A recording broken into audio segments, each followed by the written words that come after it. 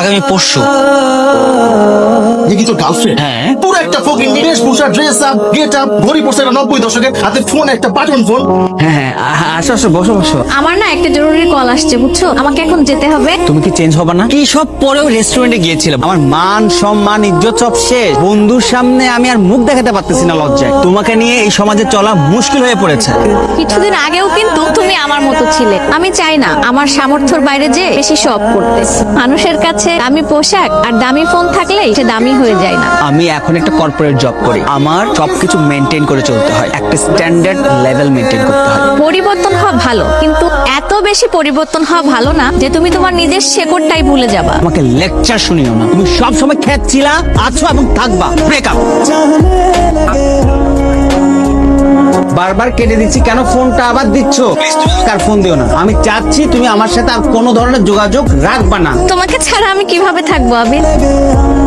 আমার একটা কাজিন আছে। কই আছো তুমি? আমি তো পাশে।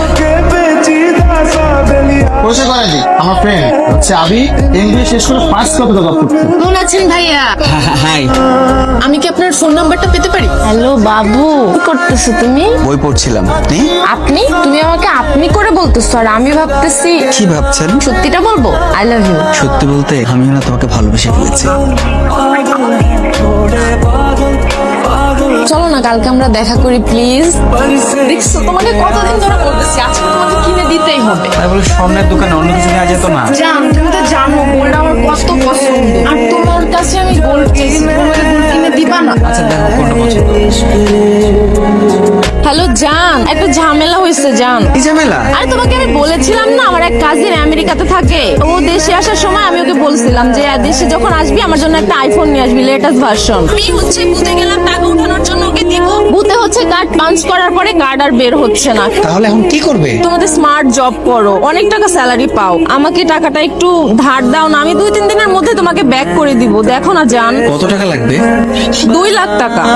আপনাকে যে আমি লাঞ্চের সময় একটা হিসাব মেলাতে দিয়েছিলাম, সেখানে 2 লক্ষ টাকা কম কেন? মানে স্যার, মানে কি? আপনাকে আমি 5 মিনিট সময় দিলাম, টাকাটা স্যার আমি নিয়েছি। শেষ পর্যন্ত আপনি চুরিটাও শিখে নিয়েছেন। একটা চোর দিয়ে আমি চালাচ্ছি, এই তো। আপনাকে আমি একটা দিন সময় দিলাম, এর মধ্যে আপনি আমার টাকা ফেরত দিন, আর না হলে আপনার কপালে কিন্তু খুব খারাপ আছে। স্যার আমি 2 দিনের মধ্যে টাকা নিয়ে আসবো স্যার।